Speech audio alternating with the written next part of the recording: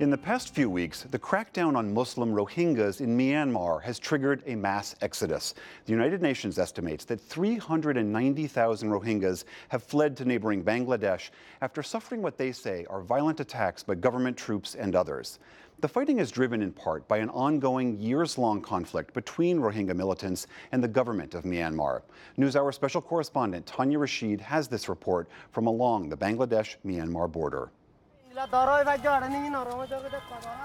It's a mass exodus with no end in sight.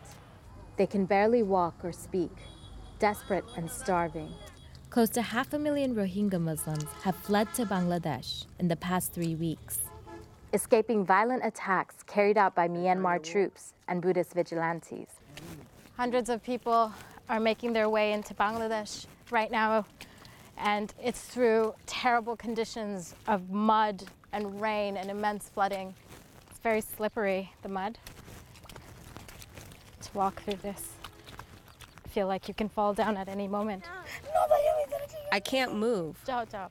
Take this. Get on my shoulders. Her leg is broken. Get on my back. Really? Won't it be too muddy and hard? There is no other way. Get on my shoulders. The military, the Myanmar military, one of the members broke her leg with a stick, and a relative is having to carry her through this muddied rice paddy field to the road.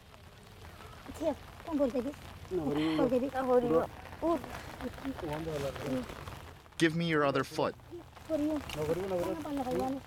I'm going to fall. I don't have the energy. Anuara Khatun has been walking with her 2 children and husband for 8 days, with little food or water. They took us out of our home and lined us up at a school and set our houses on fire. They tortured us. That's why we're here. They didn't care whether they were shooting cows or people. They just kept shooting. They slaughtered old people. They tortured us, and that's why we left. They stormed in and burned our homes. The military surrounded us and killed any young men they could find. They killed 4 to 5 people in front of me in Lambaguna. So this is the border. This is where Bangladesh ends. And across the Naf River is where Myanmar begins. For the past hour, I've been seeing boat after boat filled with Rohingya refugees coming in. The conflict was triggered by the Arakan Rohingya Salvation Army, known as ARSA, an insurgency group. Its fighters attacked dozens of police and army posts across Myanmar's Rakhine state on August 25th. Funded partially by private donors in Saudi Arabia, ARSA accuses the Myanmar military of acts of extreme violence against Rohingya Muslims. In response, the Myanmar military launched a major counterinsurgency campaign. The UN Human Rights Chief has called it a textbook ethnic cleansing. The Rohingya are a stateless Muslim minority group who have faced persecution in Myanmar. They are denied citizenship and freedom of movement.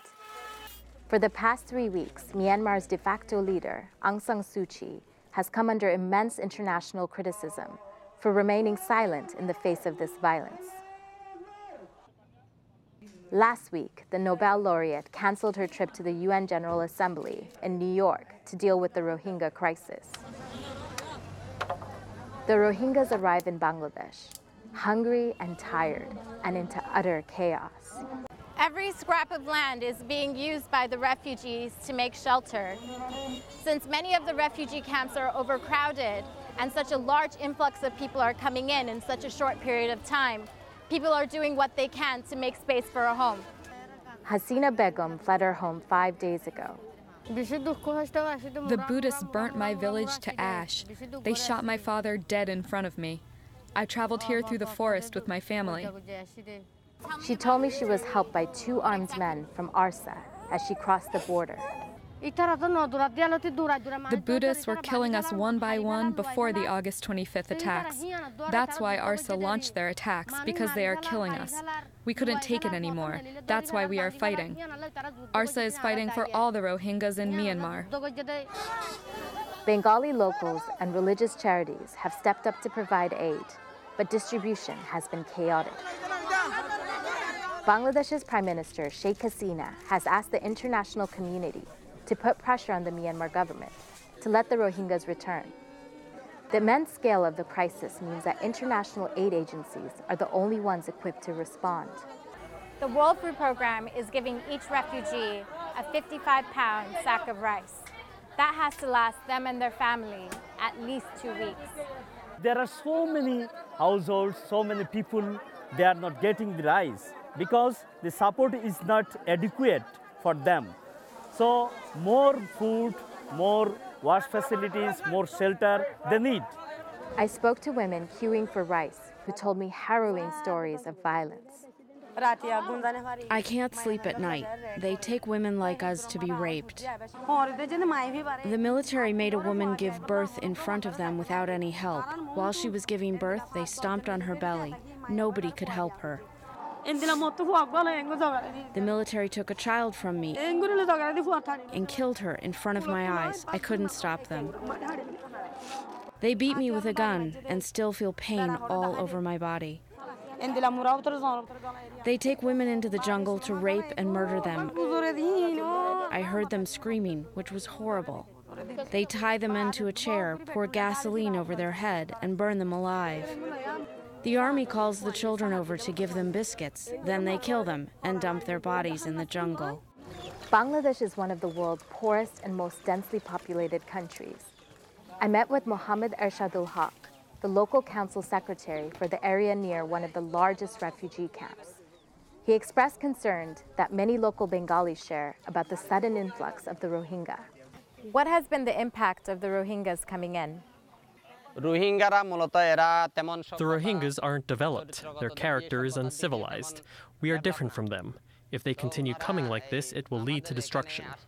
Do you see this large influx of the Rohingyas coming in being a threat? With this influx of Rohingyas, us Bengalis will become the minority. They will influence all the sectors of society. They might claim Bangladesh to be Rohingya territory. They built a makeshift camp on my land. They cut the trees from my garden to make their own homes. We aren't able to say anything right now. It could be that they will rule over us here. Do you see the influx of Rohingyas coming in being a breeding ground for terrorism? Attacks have already taken place in the official refugee camps. The Rohingyas attacked the local security forces. Next to one of the largest camps, I met 2 Rohingya refugees who are members of the ARSA insurgency group and plan to go back to Myanmar to fight. They agreed to speak to us under the condition that we conceal their identities. The other Rohingya people support the ARSA because they think that if ARSA extend to get back the right of Rohingya, and they will be able to move freely from town to town, from village to village. But what do you think of the August 25th attacks? Hasn't that sparked all this violence that's happening right now and this mass displacement of the Rohingya people?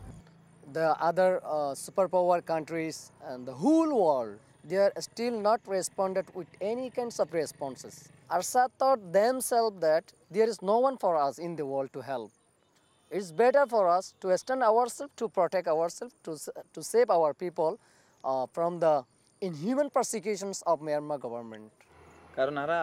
We love ARSA. We are willing to go to war for our rights. Rohingyas have rights. This is why we will fight with the Myanmar government till we get rights. We don't want to live without our citizenship, and us Rohingyas understand this. We are all united with ARSA. We will fight for our rights or we will die trying. Are you willing to die? Of course, I am willing to die. Of course. ARSA don't afraid of dying because the Rohingya people already have died.